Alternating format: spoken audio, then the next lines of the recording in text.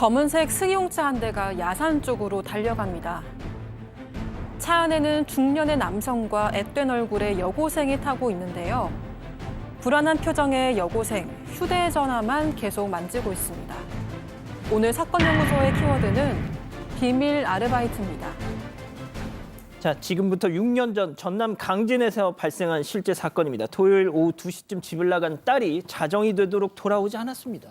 네, 그렇습니다. 2018년 6월이었고요. 16살짜리 고등학교 1학년이었는데 밤 11시까지 연락이 안 됐던 겁니다. 휴대전화도 꺼져 있었고 돌아오질 않고. 그래서 이 엄마가 걱정이 됐을 거 아니에요. 막 수업을 해보니까 친구 하나가 몰래 아르바이트, 비밀 아르바이트를 갔다. 그런데 사실 아무한테도 얘기하지 말라고 그랬다. 이렇게 이제 털어놨습니다. 비밀 아르바이트가 뭐예요? 네, 일단 실종 4일 전인 6월 10일 오후에 이 16살 딸은 하굣길에서 50대 남성 김 씨를 만나게 됩니다. 김 씨는 딸에게 너 요즘 용돈 필요하지? 라면서 내가 아르바이트 소개해줄까? 이런 제안을 했습니다. 그런데 김 씨는 한 가지 조건을 붙였는데요. 대신 아르바이트 하는 건 아무한테도 말하지 말라는 겁니다. 하지만 딸은 내심 불안했던 것 같습니다. 이 얘기를 자신의 친구에게 털어놓으면서 메신저를 잘 보고 있다가 혹시 내가 위험하면 바로 신고해줘 이런 메시지를 남겼습니다. 그리고 6월 16일 실종 당일 딸은 김 씨의 차를 타고 나가면서 나 지금 아르바이트 하려고 해남 방면으로 이동하고 있다 이런 메시지를 친구에게 보냈습니다. 1시간 뒤에 메시지를 본 친구가 연락을 했지만 더 이상 답장이 오지 않았습니다. 답장이 오지 않았군요. 자, 이 여고생이 김 씨란 자를 따라 나선 이유가 뭡니까? 사실 이 김 씨가 자기 아버지 친구였습니다. 아버지 친구였고 어릴 때부터 이제 그 아버지 친구였으니까 평상시에도 제가 이제 얘기 듣기로는 돈도 이렇게 용돈을 갖다가 듬뿍듬뿍 주는 그런 아저씨였습니다.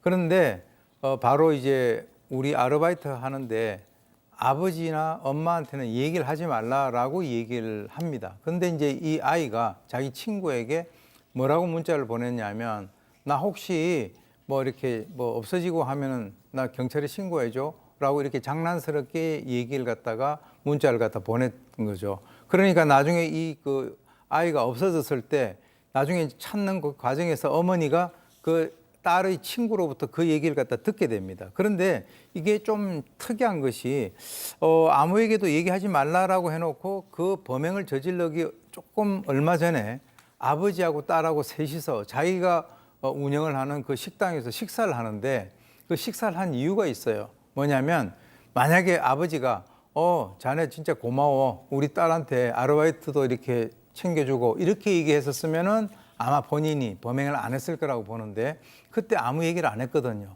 그러니까 이건 얘기를 안 했구나라고 범행을 한 것 같습니다.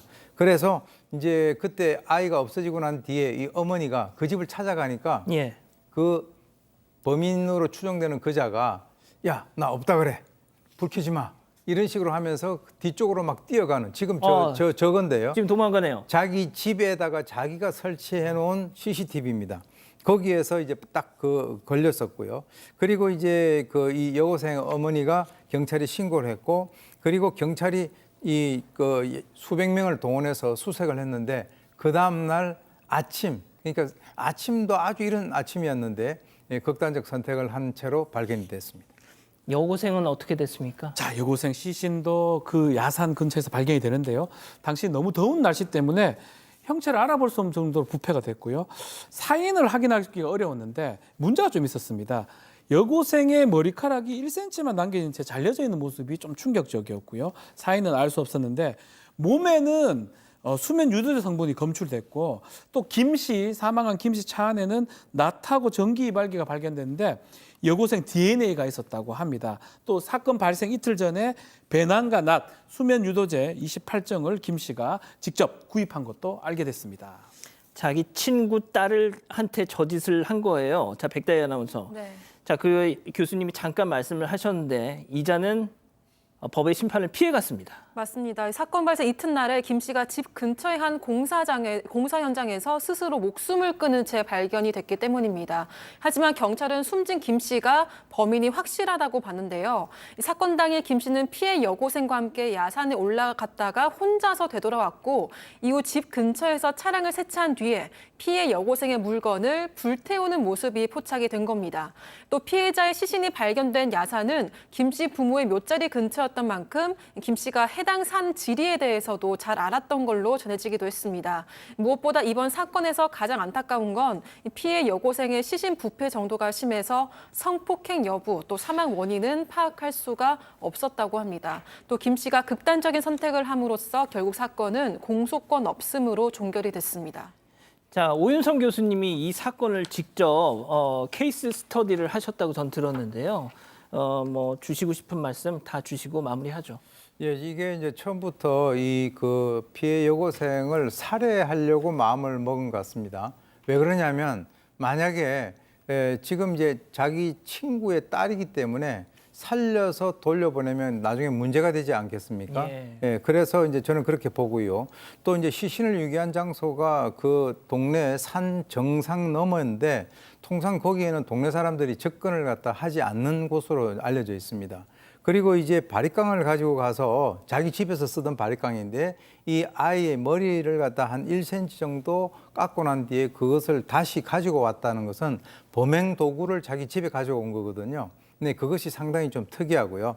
또 이제 이 아이의 머리를 갖다가 1cm 정도 깎아 놓은 데다가 옷을 벗겨 놓은 상태에서 그리고 이제 매장도 하지 않고 그 위에다가 그냥 노출을 시켜놨단 말이에요. 그건 제가 봤을 때는 그 당시에 온도가 뭐 한 33, 4도를 갖다가 오르내리는 요즘 같은 그런 그 상황이었기 때문에 예. 시신을 빨리 이렇게 부패시키려고 한 것은 아닌가라는 생각이 들고요.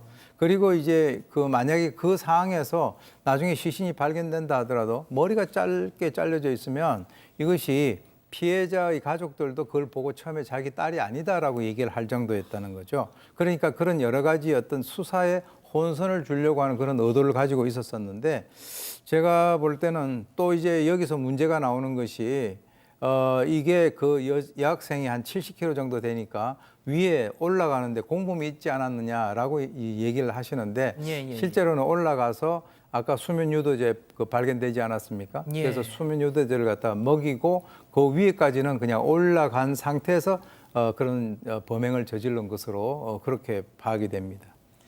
자, 결국은 스스로 극단적인 선택을 함으로써 결국 법의 처분은 받지 못하고 이렇게 마무리가 됐네요.